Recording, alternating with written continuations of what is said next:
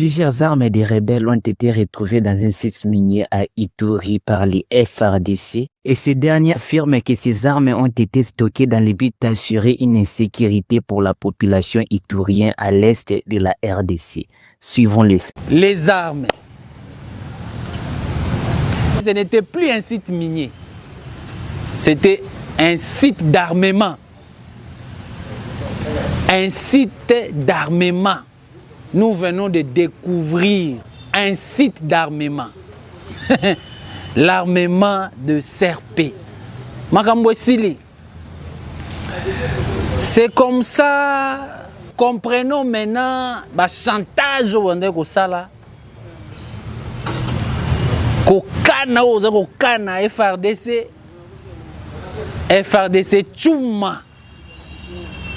FRDC Tchouma. Botala binomoko ba armement, minduki, munitions. Dans un site minier. Ça, c'était plus un site minier. C'était un site d'armement et de munitions. Oyo Serpé à Kundaki pour Yakoboma Itourien.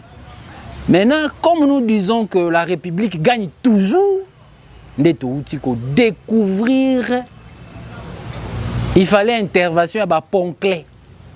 Machine. Je vous laisse un peu suivre.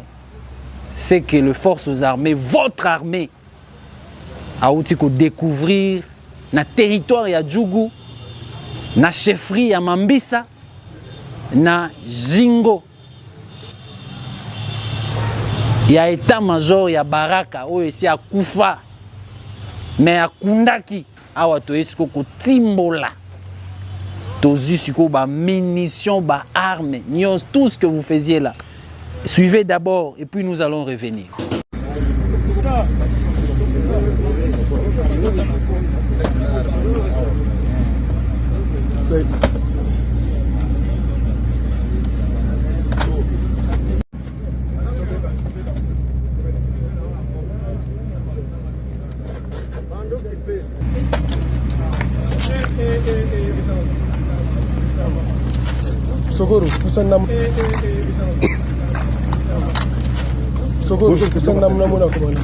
Le gouvernement rwandais a officiellement réagi aux sanctions imposées par les États-Unis le 2 mars 2026 contre les responsables militaires et des entités aux forces de défense rwandaises.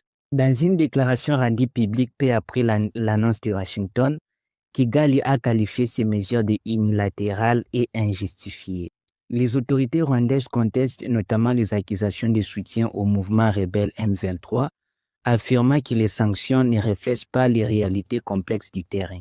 Kigali soutient que les crises dans l'Est congolais impliquent plusieurs acteurs et se sauraient être réduits à la responsabilité d'un seul État. Le gouvernement rwandais met en avant des préoccupations sécuritaires qu'il juge légitimes, évoquant notamment des menaces transfrontalières et des attaques attribuées à des groupes armés opérant depuis les territoires congolais.